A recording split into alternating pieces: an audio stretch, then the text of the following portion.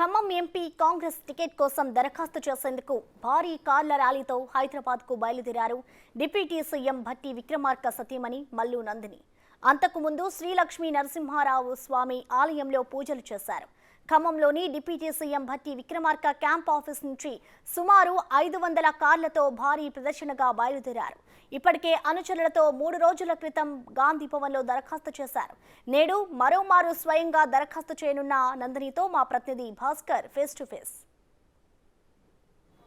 ఖమ్మం జిల్లాలో parliament hot సీట్గా మారింది. మొత్తానికైతే మాత్రం ఖమ్మం పార్లమెంటు సీటుపై ఇప్పటికే చాలా మంది కూడా అంటే ఆశావాహాలు తమ యొక్క అదృష్టం పరుచుకునే పనిలో భాగంగానే ఖమ్మం నుంచి పోటీ చేసేందుకు కసరత్తు ప్రారంభించారు. మొత్తానికైతే మాత్రం ఇప్పుడు ఖమ్మం డిప్యూటీ సీఎంగా ఉన్నటువంటి భట్టి విక్రమార్క సతీమణి నందిని కూడా ఖమ్మం పార్లమెంట్ సీటు కోసమై తన యొక్క అంటే అభిమానులతో కూడా భారీ ర్యాలీగా హైదరాబాద్ గాంధీ భవన్కి వెళ్తున్న నేపథ్యంలో ఒకసారి మనతో నందిని ఉన్నారు, మనం మాట్లాడుతుంటాం. అమ్మ, మీరు చాలా వరకు కూడా భట్టి గారు అంటే రాష్ట్ర వ్యాప్తంగా ఆయన పర్యటన చేస్తున్న నేపథ్యంలో మీరు చాలా వరకు కూడా అంటే నియోజకవర్గ వ్యాప్తంగా కూడా మీరు పర్యటన చేసుకుంటూ ముందుకెళ్తున్నారు. మొత్తానికైతే మాత్రం మీరు ఇప్పుడు పార్లమెంట్ సీటు కోసం మీరు చాలా వరకు కూడా సుమారు 500-600 మంది కార్లు తోటి మీరు గాంధీ భవన్కి వెళ్తున్నారు. దీనిపై ఎలా చూస్తుంటారు? ఏం లేదు పెద్దగా, ఇట్ ఈస్ ఒక ప్రక్రియ ఫామ్ ఇచ్చారు. ఫస్ట్ ఆఫ్ ఆల్ అయితే సోనియా గాంధీ, ప్రియాంక గాంధీ గారు వస్తే వాళ్ళ కోసం మేము పని స్టార్ట్ చేసేసాము. ఇప్పుడే జన సమీకరణ అంతా మాట్లాడటం అందరితో స్టార్ట్ చేసేసాము.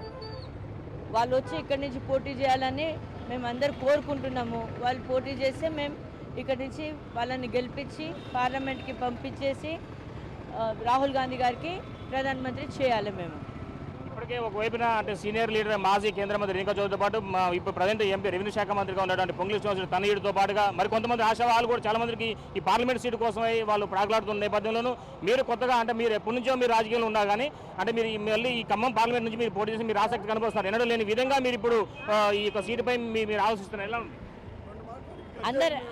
అందరు అడుగుతారండి.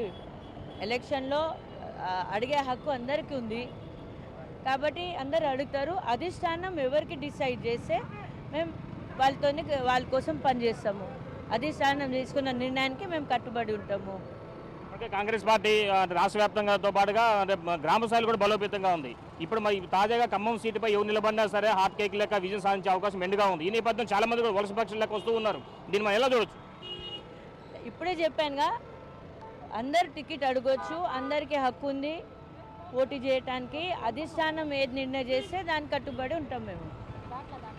మొత్తంగా చూసుకోవచ్చు ఖమ్మం పార్లమెంటు సంబంధించి టికెట్ కోసం చాలా వరకు కూడా ఇప్పటికే పలువురు అంటే మొన్న విహెచ్ కూడా ఆయన కాంగ్రెస్ పార్టీకి ఆయన అక్కడ దరఖాస్తు పెట్టుకోవడం జరిగింది. మరోవైపున కూడా పొంగులేటి శ్రీనివాసరెడ్డి తమ్ముడు కూడా ప్రసాద్ రెడ్డి కూడా అక్కడ కాంగ్రెస్ పార్టీ ఈ రాష్ట్ర ఇన్ఛార్జికి ఆయన దరఖాస్తు చేయడం జరిగింది. తాజాగా ఇప్పుడు మల్లు నందిని కూడా అంటే కాంగ్రెస్ ఖమ్మం పార్లమెంటు సీటు కోసమై ఆమె పోటీ చేసేందుకు భారీ ఎత్తున కూడా కార్ల ర్యాలీతో వెళ్ళి అక్కడ దరఖాస్తు చేయనున్నారు. మొత్తానికైతే మాత్రం ఖమ్మం పార్లమెంటు సీటు సంబంధించిన విషయం చూసుకుంటే కనుక భారీ ఎత్తున కూడా ఇక్కడ వేడి రగులుకుందని చెప్పుకోవచ్చు. మరోవైపు చూసుకుంటే కనుక ఖమ్మం జిల్లా వ్యాప్తంగా కూడా ఎవరు పోటీ నిలబడ్డా సార్ సునాసం గెలిచే అవకాశం ఎందుకుంటుంది. మరోవైపున సోనియా గాంధీని కూడా ఇక అంటే రాష్ట్ర ప్రభుత్వం ఇక్కడ నుంచి పోటీ చేయాలని చెప్పి వాళ్ళకి ఆలోచన ఉన్న నేపథ్యంలోనూ మరి చూడాలి. మరి అంటే ఒకవేళ సోనియా గాంధీ బరిలో ఉంటారా లేదంటే మరో వ్యక్తిని ఇక్కడ నిలబెట్టాలని చూడాల్సిన నేపథ్యం ఉంది.